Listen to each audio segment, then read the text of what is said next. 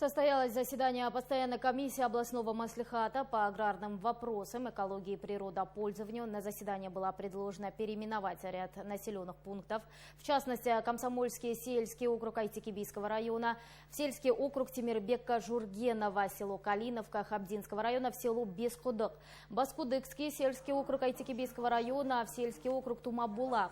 Была предложена кандидатура заместителя акима области Ермека Кинжиханулы на пост председателя земельной комиссии. Кроме этого, состоялось ознакомление с новой редакцией правил содержания и защиты зеленых насаждений, а также были рассмотрены другие вопросы. Депутаты задали ряд вопросов докладчикам и приняли соответствующие постановления.